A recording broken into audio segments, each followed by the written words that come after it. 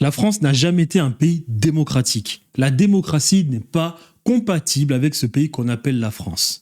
D'ailleurs, même le mot démocratie, sa définition a été complètement détournée de son sens. Complètement. Démos, bas peuple, kratos, pouvoir coercitif. Donc ça veut littéralement dire pouvoir imposer, si nécessaire, au bas peuple. Les gens nous parlent de démocratie en Grèce. De quelle démocratie? Quelle? Où vous avez 90% de la population qui est esclave, les femmes esclaves, pondeuses, les métèques esclaves, et 10% de citoyens? Vous nous parlez de démocratie?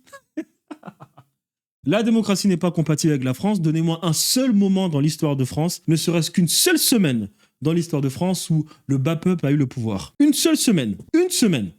Jamais.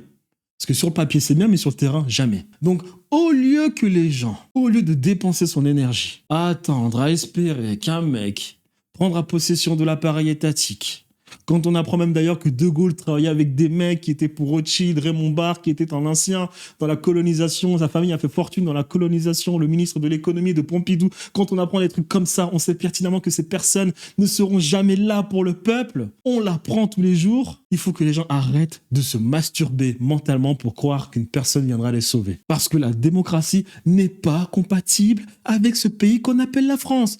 Aucun pays d'Europe même, à part certains pays scandinaves et la Suisse. Aucun. Tous les pays qui ont pratiqué le système d'empire à grande échelle ne sont pas des pays qui sont compatibles avec la démocratie. Même l'Angleterre n'a jamais été démocratique. C'est pas parce qu'ils ont mis en place ce 7 Reform Act que c'est un pays démocratique. Jamais. Jamais.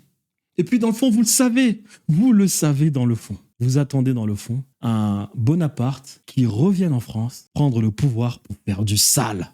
Parce qu'on en voit beaucoup de ces mecs sur Internet qui nous disent il faut que la France redevienne la France, que c'est honteux de la situation en France. Ok, c'est intéressant, c'est vrai, c'est intéressant. Mais comment est-ce qu'on fait? Parce que ça, c'est la première partie qui est intéressante. Oui, la France doit revenir la France était un grand pays. Ok, on parle d'économie, bien évidemment. Comment est-ce qu'on fait? Parce que lorsqu'on étudie l'histoire de France, la France n'a jamais fait richesse de par ses propres moyens. Pour que la France s'enrichisse, il a fallu qu'elle pille les autres. Jamais dans son histoire, la France n'a réussi à faire de l'argent de par elle-même. Jamais. Il existe des pays européens qui l'ont fait, comme l'Allemagne. L'Allemagne a réussi. L'Angleterre, jamais aussi. L'Angleterre, faut pas qu'on se mente. Jamais. Donc, c'est ça le problème avec ces mecs. Ils nous disent, oui, il faut que la France redevienne la France, mais comment? En allant piller les autres? Oui. Parce qu'ils le savent que la France n'a jamais fait de l'argent par elle-même. Et vous le savez aussi. Donc, dans le fond, vous le savez que la démocratie n'existe pas. Vous le savez. Mais vous fermez les yeux. Vous attendez qu'un Bonaparte, les barbares qui tue des millions d'Européens, d'Africains, de personnes dans le monde, d'Égyptiens, de Syriens, à Aboukir, à Trafalgar. Vous le savez, c'est ce que vous attendez, le retour d'un grand dictateur qui va se permettre d'aller de nouveau piller les autres pour que la France redevienne riche. Vous le savez. Je pense même que dans le fond, vous savez que cela se passe actuellement, mais vous n'êtes pas content parce que ces gens vont piller les autres pays, mais ne partagent pas les richesses avec le pays.